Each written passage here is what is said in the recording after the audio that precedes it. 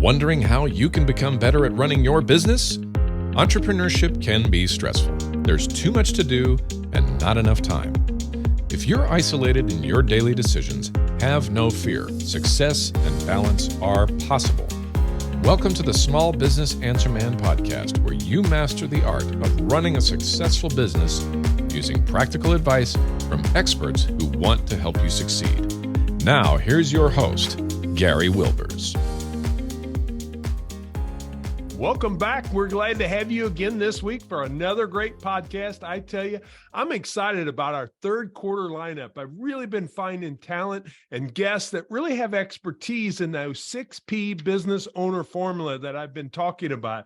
And that 6P business owner formula, if you remember, is about people, promotion, pricing, productivity, profit, and processes. And today we're going to talk about that pricing, which really is all about sales, because I've got a guest got a lot of experience in that area. And I think any business owner and entrepreneur wants more sales in their business. So if you do, you need to stick around, because I've got a guest that's going to really help us in this area. Dave, will you share with our guest, what problem will you solve in that area of sales for our business owners? Yeah, we'll give people a conceptual format and a framework to begin to methodically and regularly and predictably create sales. Well, we all need more of that. So in his 30 years, Dave Kahle has been in practice. He has worked with over 459 individual companies. He has presented in 11 countries and 47 states. Dave has authored 13 books, including the Good Book on business and how to sell anything to anyone, anytime. His books have been translated in 8 languages and are available in 20 countries. David, it's great to have you on the podcast. Welcome. Thank you. It's good to be here. Well, I'm excited about this because I love talking about sales. And I think it's one of those things for business owners. It's not always their number one trait that they have. No, a lot of times they know how to create a widget, or they've done something to create something to make their business stand out. But sales becomes a byproduct, and we're in sales all the time. So let's just start from the basics, because you wanted to share with us really about a sales system. So what do you mean by a sales system? Let's kind of frame that up for the listeners. Well, let's start out with thinking about you got to invest time and mental energy in creating the way to sell whatever it is that you do or you make. You know, the world is full of people who are good at doing something or making something, but in order to sell it, that's a whole other thing. So we start out by investing a certain amount of time and energy into creating the system to sell what you have. And that concept is the starting point. And the concept is, rather than just go try to sell it, let's create a system that will continually create customers and expand the business with customers methodically and predictably over time. So the first thing is to get mentally, get the paradigm that you're going to create a sales system. Yeah, and I think that becomes so crucial, because mentally you've got to be ready, because of course, normally what happens goes back to some of the Stephen Covey things, is first you create it mentally, and then you've got to physically create it. So can you share with us kind of how's a good way to set up a sales system within different organizations? Yeah. So regardless of what it is you sell or to whom you sell, there is what I call the fundamental sales process.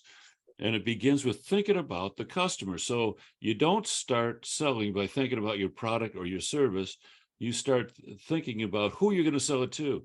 And the idea is that sales is a process of continually moving people closer and closer into a committed economic relationship with you and your business. So there's a sort of a little format that I use to think about the customer. It begins this way: 5 stages. First stage is identifying suspects. Mm-hmm. And a suspect is someone that you suspect might do business with you sometime. So that's a proactive effort on your part. You have to compile lists of suspects. Who are you going to sell to? Next step is to review those folks and determine that some of them are really prospects. So suspects first, then prospect. What's a prospect? Prospect is a company or an individual who really can buy what you want. They have the money, they can pay for it. They have the need or interest in it, and they can make the decision. So that eliminates a lot of suspects. So we're whittling down. Now we've got a smaller group of prospects. Then the most difficult part of the whole system is turning a prospect into a customer. And a customer is someone who gives you money for what you have. So when money changes hands the first time, the relationship has changed dramatically. You are no longer a high risk unknown entity. You're someone that they have dealt with. But that's just the beginning, because now we take a customer, turn them into a client. And what's a client? A client is a customer who buys on a regular basis over and over again, repetitively. But we're still not done. There's one more step. And the last step is to turn some of those clients into partners. And a partner is someone who buys everything they can from you, is loyal to you, just cannot conceive of their business continuing without the relationship with you. So we identify steps in the relationship with the market in general: suspects, prospects, customers, clients, partners. And we look at each of those pieces and say, how do we do this better? How do we do, acquire better suspects? How do we turn them into prospects? How do we take the prospect and get them to the point where they're giving us money the first time? Then how do we expand the business, and so on and so forth? So we look at individual processes within that and say, what's the best way to do this one little piece here? Yeah, and that becomes where, when you really do something like that, you really set yourself up for long-term success, versus a lot of people, they look at it too much as a transaction Yes. versus a relationship. And Yes. in your line of business over the last 30 years, I'm sure you've really created relationships to have the kind of success that you've had in different countries, different states, and different areas. You want them to become partners with you, kind of like you're saying at the very last one there. Yes, yeah. So the dollars of sales is sort of the fringe benefit. What happens as a result of the core process, and the core process is moving people closer and closer into a committed relationship with you. When you do that, money spins off. It's sort of like the thing that happens, but it's not the focus. You don't focus on money; you focus on people and processes. The process of, and you're consistently doing it. And a lot of my small businesses, sometimes they've never really thought about really even suspects when you start from the beginning, because they just started selling and it started coming naturally. But then it's like, how do I take it to the next level? It's kind of interesting. I was in a mastermind group recently, my own mastermind group, and one of the questions from one of the members was kind of how to continually generate leads and how to get where leads are flowing in. And I think you've just shared how you do that is, first, you've got to look at the big picture of the suspects to bring them down the prospects that's there. When you look at your processes and when you're putting a sales process in, I think I know this answer, but I want to ask it anyway, because somebody may be thinking it. Yeah, that may work for big companies, but I'm a small company. Yeah. So what type of biz companies most benefit from kind of having a sales process in place? Yeah. Honestly, any company. If your business is relies on acquiring customers and getting customers, and i.e. sales, then you need to have a sales system. It is the best way to do sales.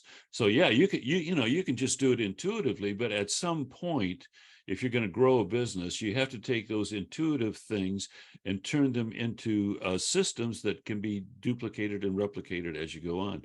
And I've done every aspect of sales all over the world in all different kinds of companies, and I've come to the conclusion that the most effective work an individual can do in the world of sales is to create and refine a sales system. That is the most effective thing you can do.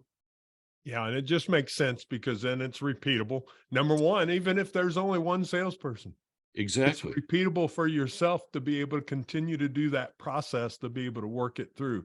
And I think that becomes the real key there. you talk about, as far as different ways to really train and develop salespeople, and it kind of gives you that competitive edge. Can you share with us how that really helps with having a sales system? Yeah, so when we think of a system, we put in place all the structure first, and then we acquire the people to fit into the structure. So I use this analogy, I think, to help understand a sales system. Let's say your rich uncle died, gave you a bunch of money. You decide you're going to get into the NASCAR business, and you're going to win automobile races. Okay, you would understand very clearly, without any doubt, you got to get a car, right? And that car has to be the best car you can get. And then once you have the car, you have to get the people to drive and run and take care of the car. So you would understand two separate pieces: car, people. Okay. And when you put them together, then you have something that works. That's how you think of the system. You have processes and tools and techniques that exist outside of the people, and then you get the people to fit into that. So training the people is an important piece, but you train them to the system, not the other way around. McDonald's did not, this is not their business model. They don't go and find the best people they can do and say, here, you guys figure it out. They don't. They create the system, they find the people to fit the system, and then they train the people to do well in the system. And it's amazing when you do that. It gives you the ability to get great productivity out of people that really are maximize their potential, helps you maximize their potential. So we have a training program for business to business salespeople. We call it KOA selling system, and we train them on the best practices of business to business sales. And that's, by the way, that phrase alone is, for a lot of people, that's a new thought. Best practices in sales. Yeah, I mean, there's best practices in everything, and there are best practices in sales. Everybody doesn't do it their own way. I mean, if they do, they can do it a whole lot better than that. People have gone before and figured this thing out. Yeah, that's exactly right. And I think one of the keys comes into this is a lot of people say, yeah, but I'm just not born a great salesperson like Johnny or like Dave. They just get that knack and stuff. And I think that's one of the myths that's out there. Would you agree with that, Dave? Yeah, I would. I'm often asked, can anybody sell? And my response is, you know what?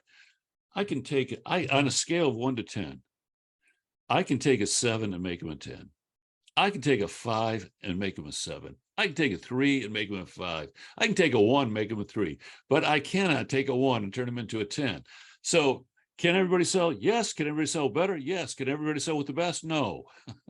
So everybody can sell better because it is a learnable skill. There are skills and processes and practices that are learnable. So everybody can sell. But if you're going to be at the best, the top 20% or so, you need to have the beginning skills and aptitudes and so on to give you that extra oomph. Yeah, I think that becomes a real key, but it's about putting a process together, system, and following it, and then being willing to learn that skill that's there.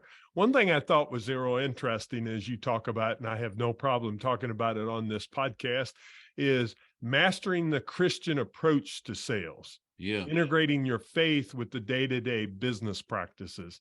And I think this is crucial when you're talking about sales. So I'm curious from your take, what do you mean by mastering that Christian approach to sales? Yeah, well, so a Christian approach is basically based on a relationship with Jesus Christ to begin with. But in a very practical sense, when you look at what are the behaviors and the practices that you would expect from a Christian salesperson, and you sort of detail those out, and then you say, okay, let's take that totally out of the picture. What are the best practices of a salesperson? And what you will discover is that those two sets of practices coincide. In other words, if a Christian salesperson follows Christian principles and practices, has a relationship with Christ, follows the leading of the Holy Spirit and so on, he's going to evidence in behavior. That behavior is the same as the best practices of the secular, only it's enhanced by a relationship with Christ. So Christian salespeople should be excellent salespeople. Excellent, yeah. And grounded in a faith in Jesus Christ, that just informs everything. You are listening to the Small Business Answer Man. We will be right back. And now back to the show. Well, Dave, I think that's so important, because what you're saying is, with your Christian principles, it's really setting up that you're making a long-term relationship. Because if we have a light relationship with Christ, we don't want it for a day or two. We want it throughout our life. So if we look at it, instead of what we talked about earlier, that transaction, into really making it a relationship, and that becomes a real change in the business. Because I love what you say on number 5. That's how you make partners. They become part of you, and they'll actually give you more referrals, and they want to help people that helps their business succeed. So how have you seen that over the years for yourself, that when you've made those relationships and those partners, that it benefited you and your company and the products that you sold? Well, you've said it. You said it, Gary. Here's how it benefits you. Number one, you have they're easier to do business with, because they want to do business with you. So they're easier to do business with. Issues that come up are easily resolved. So that's one. Number two, they will refer you, and they will be your testimony. So, if somebody says, a prospect says, who else uses this? You give them their names, you give them the names of your partners, because they're eager to help you. They're on your side. It's a whole different atmosphere. It's not about competition. It's about collaboration. You have built a relationship of collaboration. Another benefit is that, the competitors are calling on them, and they will from time to time share competitive information, things that you should know about what somebody else is doing. They'll share that with you, and they'll bring you ideas. Oftentimes the ideas for the latest, tweak on your product or your services, it comes from the customers, and specifically it comes from the partners, because you have such a relationship with them. They feel very comfortable saying, you know what, you guys aren't doing really well on this thing.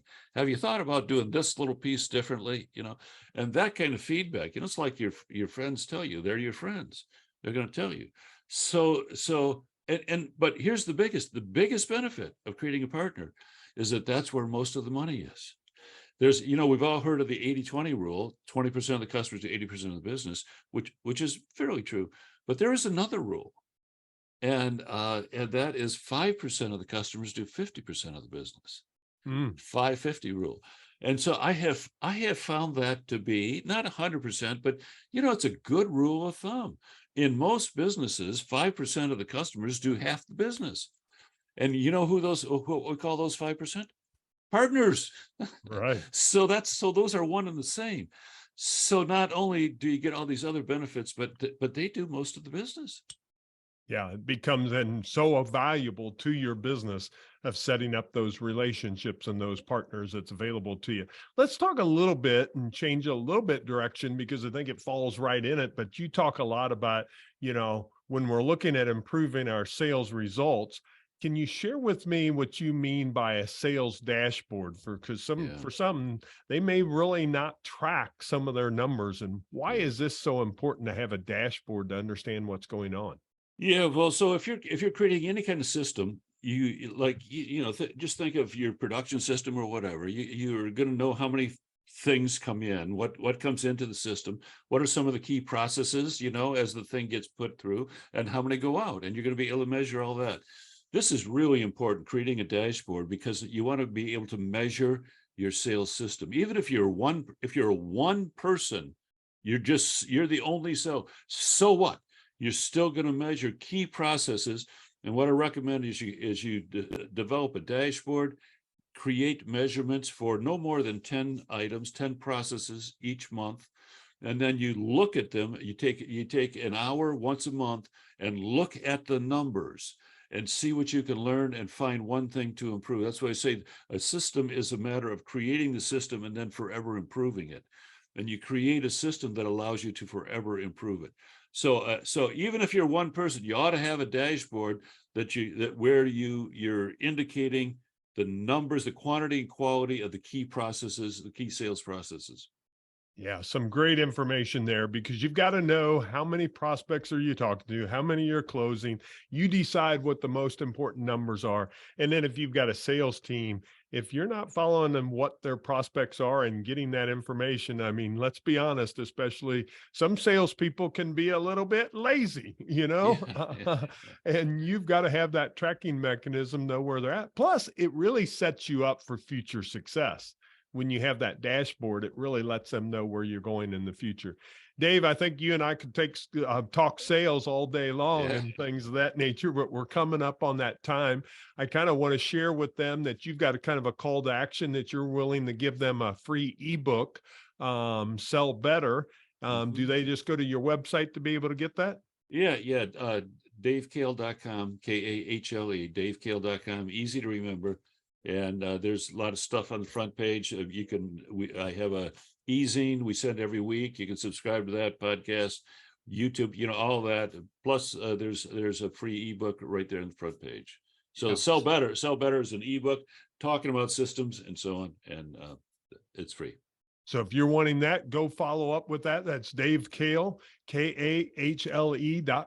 We'll have it in show notes. So if you're running or, cutting grass or doing something active, things of that nature, we know that you're an active group. So go to our smallbusinessanswerman.biz or go to where you get your podcast, and you can just scroll down and you'll see the links right there available to you. All that information available. And Dave's also on LinkedIn, Facebook, as well as Twitter. So if you want to connect with him, you can connect with him in those different areas. Dave, before I let you go, I'd like to ask you one more question. And that question I ask every guest is, what business advice or tip would you give to business owners? Yeah, I would say, think about sales systems, think in terms of systems. Even if you're one person, you can create a system. And once you capture that mentality, that paradigm shift, everything will flow from there. So shift your paradigm, think about sales systems, think about a system as a way to move people closer and closer into a committed relationship with you and your business. That's what it's all about. Yeah, great advice. I appreciate you being on the podcast, Dave. Thanks for joining us. You're welcome. Glad to be here. Now, I want you all to think about it. I always give you an action item at the end because it's great to hear information, but what are you going to do with it? I want you to really think about, do you have a sales system in place? And if you don't get worried that it's got to be so complicated. Just start with what Dave shared with us. You can start with this 5, identify your suspects, review the prospects, give them that moves into a customer, then a client that buys on a regular basis, ultimately make them a partner. How could you do that in your own business? Pick up Dave's ebook of Sell Better and then think through your system of what you need it to be and really put it in place over this next 30 to 60 days. Because when you do that, what's going to happen? Your sales are going to go up.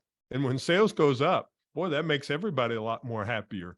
So again, that's my action item for you today. Remember, we were talking about the pricing area of 6 Ps, which is all about sales today. Next week, we'll have another guest and we'll talk about one of those 6 Ps. So please join us again next week. If you like this podcast, please like it and share it. If you would, and you know somebody that's in sales, maybe another business owner, maybe you ought to share this podcast with them because that may help them in their business. I appreciate you joining me today. Make it a great day. We'll see you next week. That's all the time we have for this week. To continue your journey, head over to smallbusinessanswerman.biz to access the tools and resources mentioned in today's show. If you enjoyed this episode, please subscribe and share it with someone who would benefit from listening. That's smallbusinessanswerman.biz. Until next time, remember, when you find the right solutions, your business grows and you get your time back.